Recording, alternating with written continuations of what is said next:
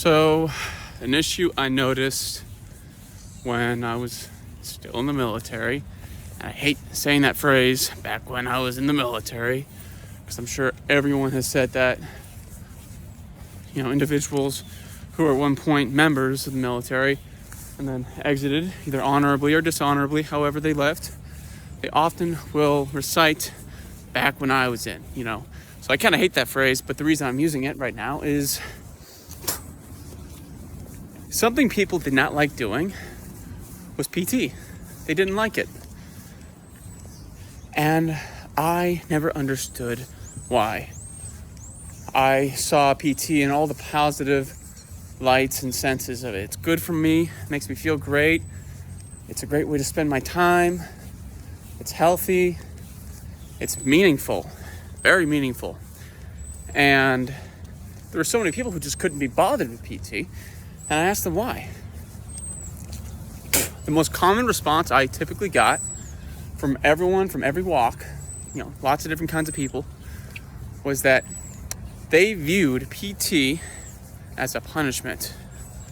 And because of that, they were going to be damned before they ever even bothered to PT personally on their own time.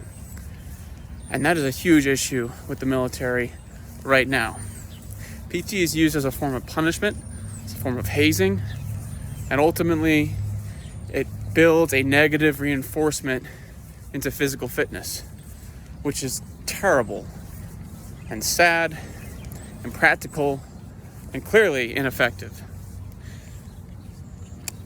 Across all the boards of standards of physical fitness in every branch besides the Marine Corps, and I really do question the Marine Corps about that because I know there's a lot of individuals, at least people that I knew, who were integrity violators in regards to their scores for their physical fitness. Right? Regardless though, in the military across the board, fitness has gone down. And I cannot help but wonder if it's because fitness has been turned into a form of punishment. You see, I'm going to go off on a little tangent here. Maybe back in 50 years prior, PT was neither a positive reinforcement nor a negative reinforcement. It was just reality. It was just, hey, all right guys, it's time to go run. There was no negative connotation to it and no positive connotation. The only positive connotation that came about from physical fitness and of course from PT was the amount you assigned to it. That's all it was. And the truth is that people were more physically fit 50 years ago on average because their diets were more whole foods, lots of homemade meals with, proper nutrition, foods high in fat, foods high in protein, and these foods were very bioavailable. People were outside getting plenty of sunlight, and ultimately, Americans as a whole were just healthier 50 years ago in terms of physical fitness than they are today. Obesity is now actually the majority. There are more people in America obese than there are people who are not obese. Feel free to look that up. But the point I'm trying to get at is that when you turn fitness into a punishment, when you assign a negative connotation, people are going to naturally resist it because they want to resist the negative.